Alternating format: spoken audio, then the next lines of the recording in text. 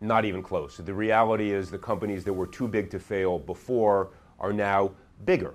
More important, our capital system is more centralized than it was before, and I always said too big to fail was too big not to fail. We have not yet gotten away from the problem that the government necessarily stands behind these institutions, and as a consequence, their investment decisions are off base. Now, it goes deeper than that.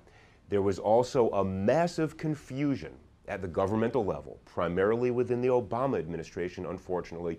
They believed that if you bailed out these institutions, the economy would come back. They confused finance and the economy. The financial sector is important, but it's supposed to be plumbing. It takes capital and disperses it into the real economy.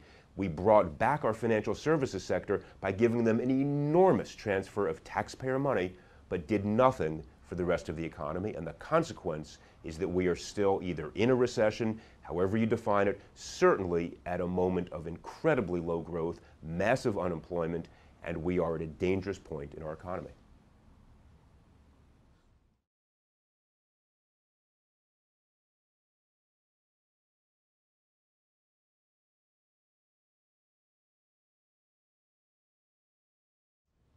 He needs to focus on jobs. It is the issue that has not gotten adequate attention.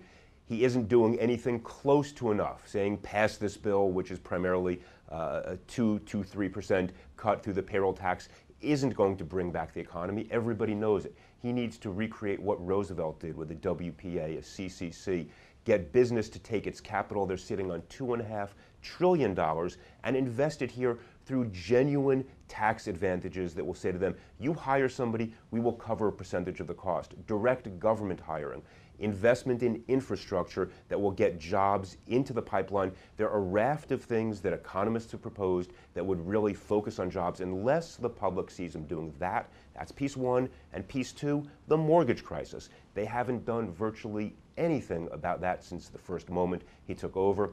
The mortgage crisis is holding back a huge percentage of our economy. Homeowners who are either underwater, in other words, their mortgage is greater than the value of the house, or they're scared about losing their house or being underwater. Consumers will not spend. In that context, they haven't thought creatively about forcing banks to downsize the face value of the mortgage. We took care of the banks didn't take care of homeowners. It's an equation that doesn't work. Jobs are obviously going to be issue number.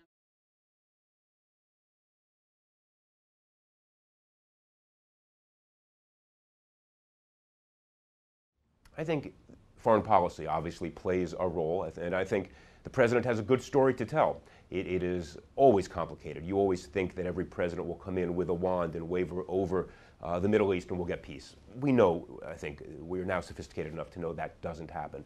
On the other hand, he could make real change in his Afghan policy, and I still believe we should not be there. I don't understand why we're spending $100 billion a year in Afghanistan. It's a quagmire. Al-Qaeda's not there.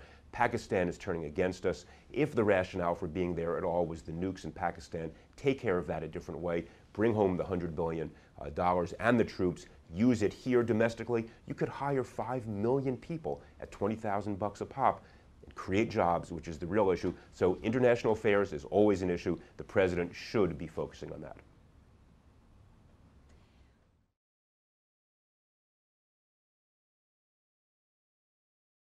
In terms of personal success, the intersection has been so eloquently written about by Tom Friedman, Fareed Zakaria, and others, of globalization, the outsourcing of American jobs, the requirement that you have an actual skill, value added to provide to an employer, means that investing in your own intellectual capital is the absolute prerequisite for success over the next 30 or 40 years.